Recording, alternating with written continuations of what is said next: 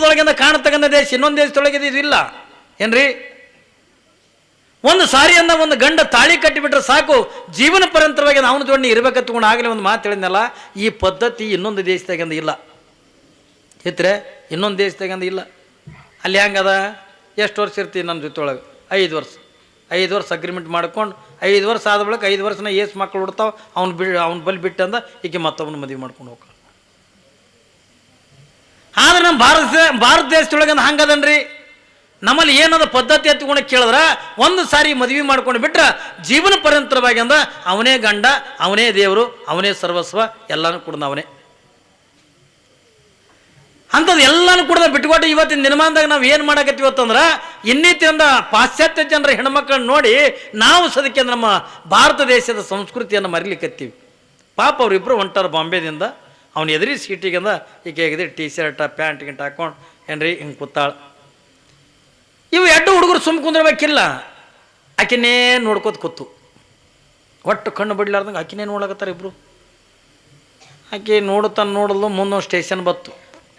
Station ಬಂದ ಕೂಡನ ಅವು 2 ಹುಡುಗರನ್ನು ಕುಂತಿದ್ವಲ್ಲ, me ಚಾ ಪಿವ್ನಿತ್ತು ಥೋಡ ಮಾಜ ಬ್ಯಾಗ್ ಬಗ ಅಂದ್ರೆ ನಾ ಚಾ ಕುಡಿದು ಬರ್ತೀನಿ. ಆಕಿನ ಬಲ್ಲಿ ದೊಡ್ಡ ಬ್ಯಾಗ್ ಇತ್ತು, ಇಂಥದ್ದು ಚೈನದ್ದು ಇರ್ತಾವಲ್ಲ ಬ್ಯಾಗ್, ದೊಡ್ಡ ಬ್ಯಾಗ್ ಇತ್ತು. ಯಾವಾಗಿಂದ ಆಕೆ ಏನಂತಾಳ, ಮೀ ಚಾ ಪಿವ್ನಿತ್ತು ಥೋಡ ಮಾಜ ಬ್ಯಾಗ್ ಬಗ ಅನ್ಲಕ್ಕೆ. ಅಂದ್ರೆ ನಾ ಚಾ ಕುಡಿದು ಬರ್ತೀನಿ, ನಾನು ಜರ ಬ್ಯಾಗ್ ನೋಡ್ರಿ ಎತ್ತುಕೊಂಡು ಆಕೆ ಇಳಿದು ಹೋದ್ಲಕ್ಕೆ.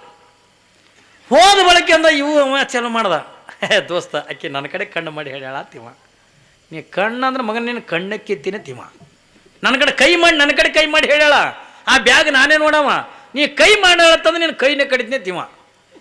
ಹೇಳ್ತೀನಿ ಇಬ್ಬರು ಕೂಡಿ ಬಂದಾವ, ಜೀವದ ಗೆಳೆಯರು ಇವರಿಬ್ಬರು ಏನ್ರಿ, ಇಬ್ಬರು ಅಂದ್ರೆ ಜೀವದ ಗೆಳೆಯರು ಖರೆ.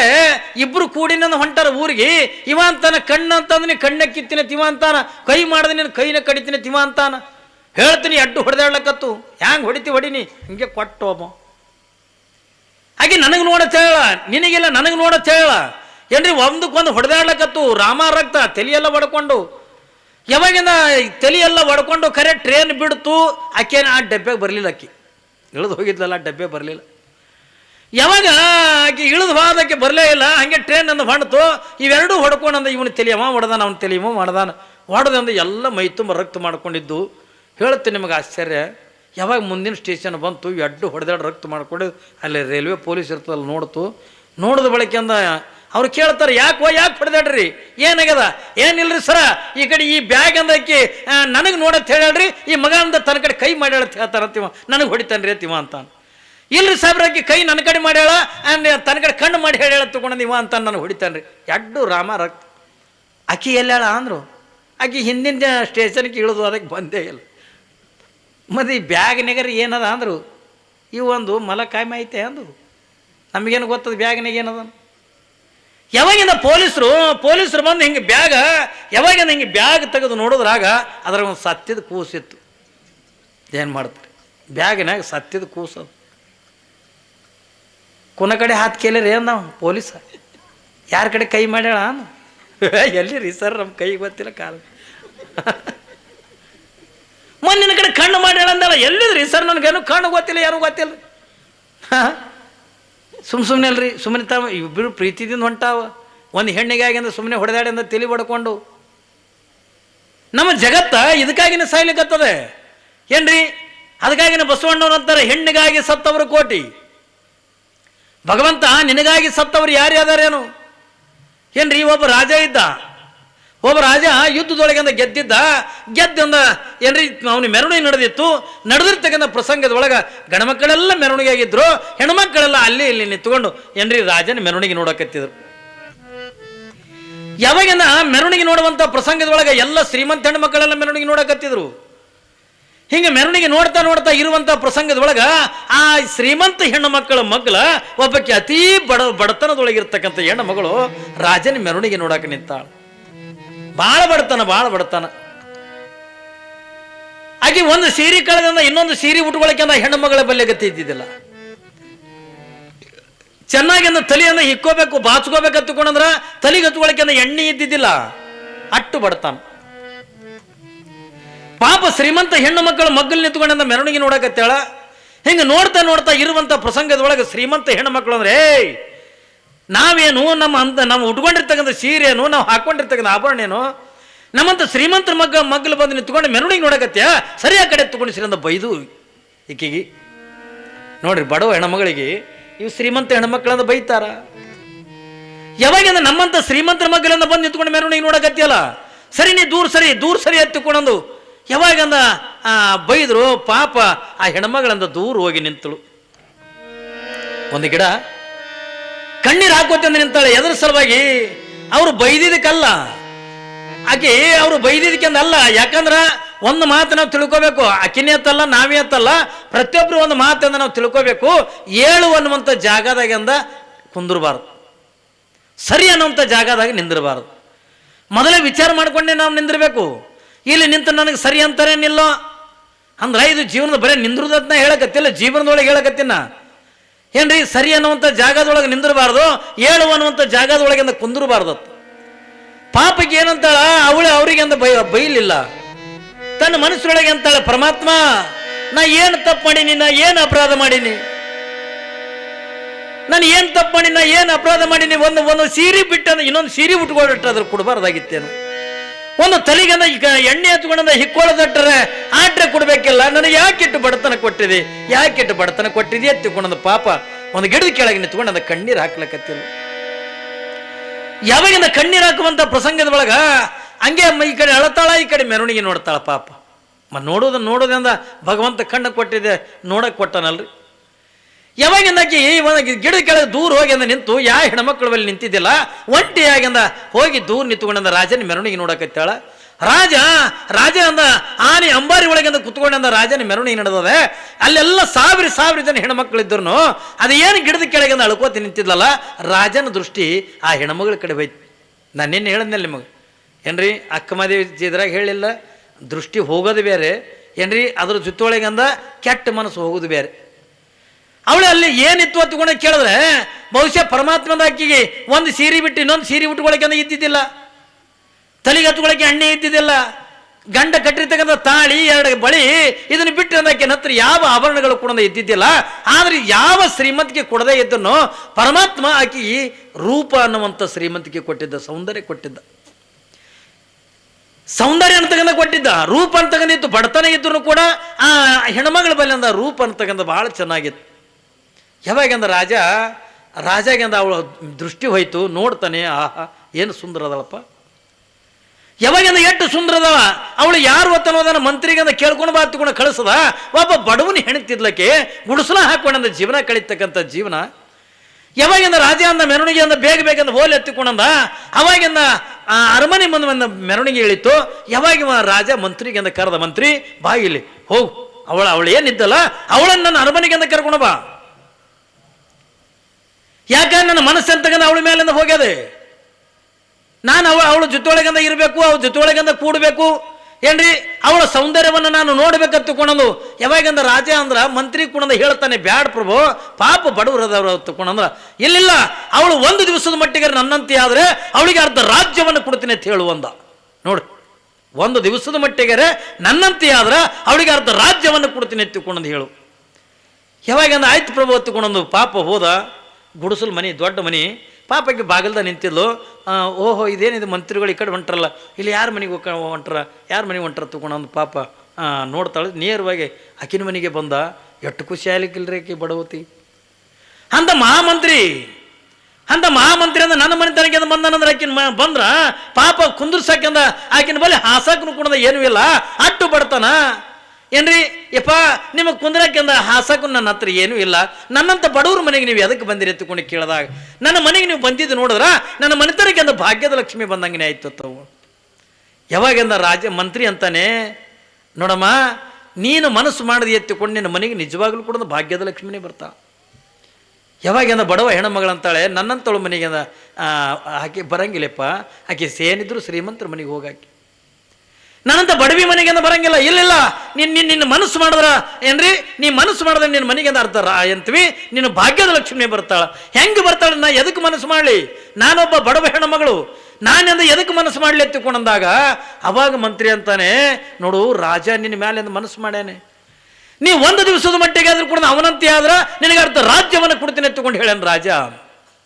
ಯಾವಾಗ ಅದು ಶಿವ ಶಿವ ಅಂದ್ಲಕ್ಕೆ ಪಾಪ ಬಡವ ಹೆಣ್ಣು ಮಗಳು. ಮಂತ್ರಿ ಏನು ಮಾತಾಡಕತ್ತೀರಿ ನೀವು? ಪರಮಾತ್ಮ ನನಗಿಂದ ಹೊಟ್ಟೆಗಿಂದ ಚೆನ್ನಾಗಿಂದ ಅನ್ನ ಕೊಟ್ಟಿಲ್ಲ, ಉಟ್ಕೊಳ್ಳೋಕ್ಕಿಂತ ಚೆನ್ನಾಗಿಂದ ಬಟ್ಟೆ ಕೊಟ್ಟಿಲ್ಲ, ಆದ್ರೆ ಎಲ್ಲದಕ್ಕಿಂತಲೂ ಕೂಡ ಹೆಚ್ಚಿನ ಶ್ರೀಮಂತಿಕೆ ಅಂತ ನನಗೆ ಏನು ಕೊಟ್ಟಾನ ತಗೊಂಡು ಕೇಳಿದ್ರೆ ನನ್ನ ಪತಿರೋಧ ಧರ್ಮ ಹತ್ತುಕೊಂಡನಂತ ಏನ್ರಿ ಶ್ರೀಮಂತಿಕೆ ಅಂತ ಕೊಟ್ಟಾನ. ಈ ಶ್ರೀಮಂತಿಕೆ ಮುಂದೆ ಅದು ಯಾವುದು ಕೂಡ ನನಗೆ ಬೇಕಾಗಿಲ್ಲ ಏನ್ರಿ. ನನ್ನಂತ ಬಡವಿ ಮೇಲೆ ಅಂದ ರಾಜ ಮನಸ್ಸು ಮಾಡ್ಯಾನ. ಆಯ್ತು, ಯಾವಾಗಿಂದ ರಾಜ ಮನಸ್ಸು ಮಾಡ್ಯಾನ ತಗೊಂಡಂದಾಗ ನಾನು ಒಪ್ಕೋತೀನಿ. ಆದ್ರೆ ನಾನು ಕಂಡೀಷನ್ ಅದಾವ. ಏನು ಕಂಡೀಷನ್? ಅವ ಅರಮನೆಯಿಂದ ನಾನು ಗುಡಿಸಲ್ತನ ಕೂಡ ನಡ್ಕೋತ ಬರ್ಬೇಕವ. ಅದು ಹೆಂಗೆ ಬರಬೇಕು? ಬರಿಗಾಲಿನಿಂದ, ಕಾಲಾಗಿಂದ ಚಪ್ಪಲಿ ಇರ್ಲಾರ್ದಂಗ, ಮೈ ಮೇಲಿಂದ ರಾಜ ಪೋಷಕಗಳಿರ್ಲಾರ್ದಂಗ, ಏನ್ರಿ ತಲೆ ಮೇಗಿಂದ ಕಿರೀಟ ಬೇಡ, ಏನು ಬೇಡ, ಯಾವುದು ಕೂಡ ಇರ್ಲಾರ್ದಂಗ ತನ್ನ ಅರಮನೆಯಿಂದ ನನ್ನ ಗುಡಿಸಲು ತನ್ನ ನಡ್ಕೋತ ಬರಬೇಕು ಒಂಟಿಯಾಗಿ. ಸೈನಿಕರಿಲ್ಲ, ಸೇವಕರಿಲ್ಲ, ಯಾರೂ ಇಲ್ಲ, ಒಂಟಿಯಾಗಿ ಬರ್ಬೇಕು.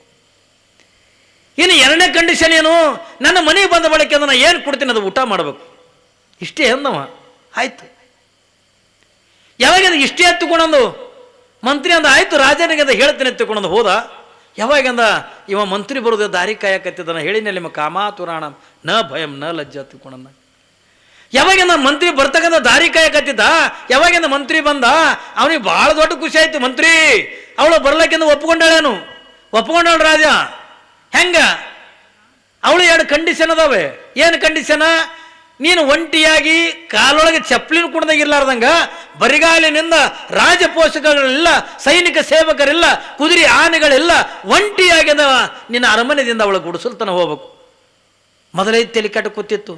ಆಗಿಂದಾಗ ಚಪ್ಪಲ್ ಕಳೆದು ಹೋಗಿತ್ತು, ತಲೆ ಮೇಗಿನ ಕಿರೀಟ ತೆಗೆದು ಹೋಗಿತ್ತು.